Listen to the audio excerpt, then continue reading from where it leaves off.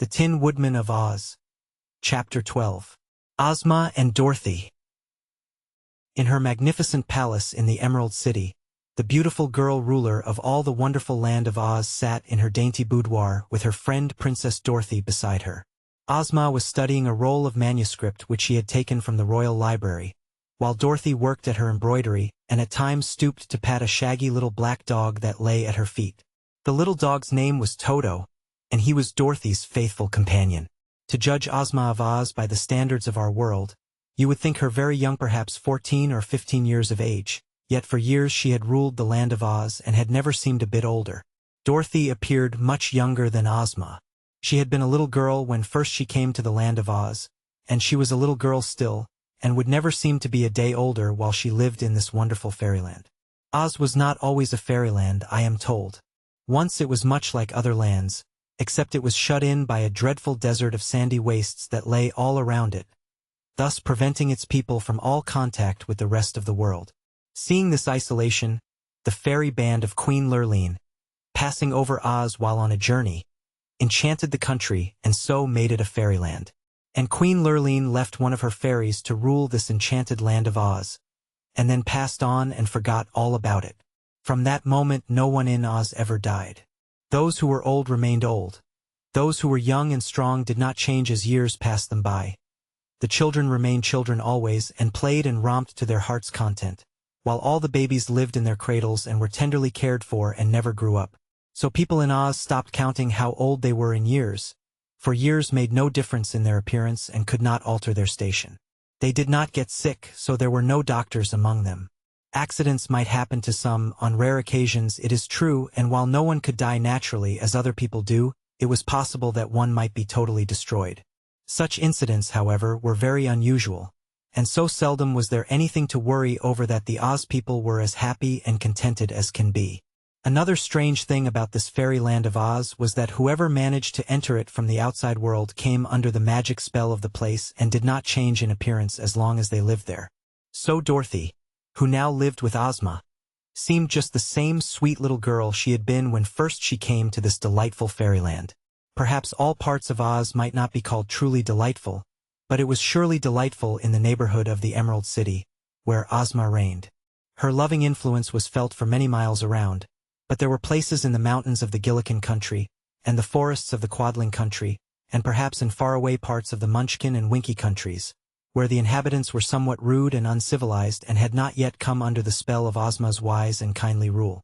Also, when Oz first became a fairyland, it harbored several witches and magicians and sorcerers and necromancers, who were scattered in various parts, but most of these had been deprived of their magic powers, and Ozma had issued a royal edict forbidding anyone in her dominions to work magic except Glinda the Good and the Wizard of Oz. Ozma herself, being a real fairy, knew a lot of magic, but she only used it to benefit her subjects. This little explanation will help you to understand better the story you are reading, but most of it is already known to those who are familiar with the Oz people whose adventures they have followed in other Oz books. Ozma and Dorothy were fast friends and were much together. Everyone in Oz loved Dorothy almost as well as they did their lovely ruler, for the little Kansas girl's good fortune had not spoiled her or rendered her at all vain. She was just the same brave and true and adventurous child as before she lived in a royal palace and became the chum of the fairy Ozma. In the room in which the two sat, which was one of Ozma's private suite of apartments, hung the famous magic picture. This was the source of constant interest to little Dorothy. One had but to stand before it and wish to see what any person was doing, and at once a scene would flash upon the magic canvas which showed exactly where that person was, and like our own moving pictures would reproduce the actions of that person as long as you cared to watch them. So today, when Dorothy tired of her embroidery, she drew the curtains from before the magic picture and wished to see what her friend Button Bright was doing. Button Bright, she saw, was playing ball with Ojo, the Munchkin boy, so Dorothy next wished to see what her Aunt Em was doing. The picture showed Aunt Em quietly engaged in darning socks for Uncle Henry, so Dorothy wished to see what her old friend the Tin Woodman was doing. The Tin Woodman was then just leaving his tin castle in the company of the Scarecrow and Woot the Wanderer. Dorothy had never seen this boy before, so she wondered who he was. Also she was curious to know where the three were going, for she noticed Woot's knapsack and guessed they had started on a long journey. She asked Ozma about it, but Ozma did not know. That afternoon Dorothy again saw the travelers in the magic picture, but they were merely tramping through the country and Dorothy was not much interested in them. A couple of days later, however, the girl, being again with Ozma, wished to see her friends, the Scarecrow and the Tin Woodman in the magic picture, and on this occasion found them in the great castle of Mrs. Yoop, the giantess, who was at the time about to transform them. Both Dorothy and Ozma now became greatly interested and watched the transformations with indignation and horror. "What a wicked giantess!" exclaimed Dorothy. "Yes," answered Ozma.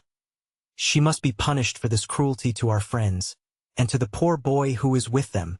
After this they followed the adventure of the little brown bear and the tin owl and the green monkey with breathless interest, and were delighted when they escaped from Mrs. Yoop.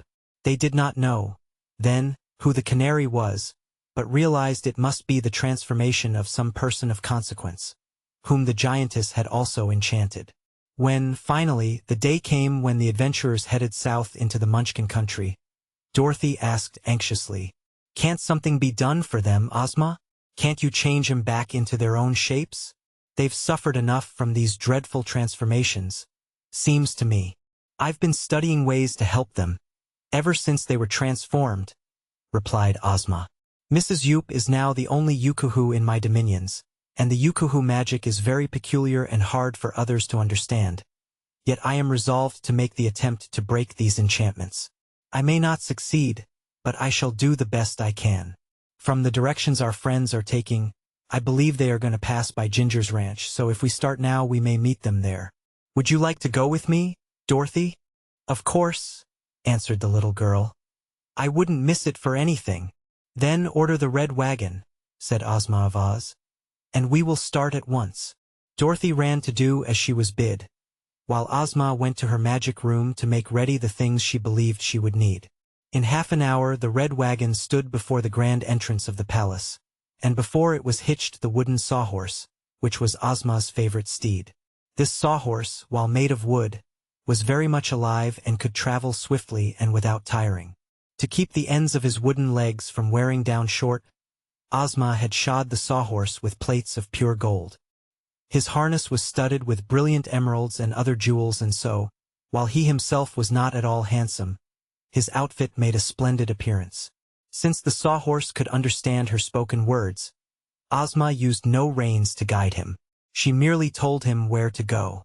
When she came from the palace with Dorothy, they both climbed into the red wagon, and then the little dog, Toto, ran up and asked, "Are you going to leave me behind, Dorothy?" Dorothy looked at Ozma, who smiled in return and said, "Toto may go with us if you wish him to." So Dorothy lifted the little dog into the wagon, for, while he could run fast, he could not keep up with the speed of the wonderful sawhorse. Away they went, over hills and through meadows, covering the ground with astonishing speed. It is not surprising, therefore, that the red wagon arrived before Ginger's house just as that energetic young lady had finished scrubbing the green monkey and was about to lead him to the caramel patch.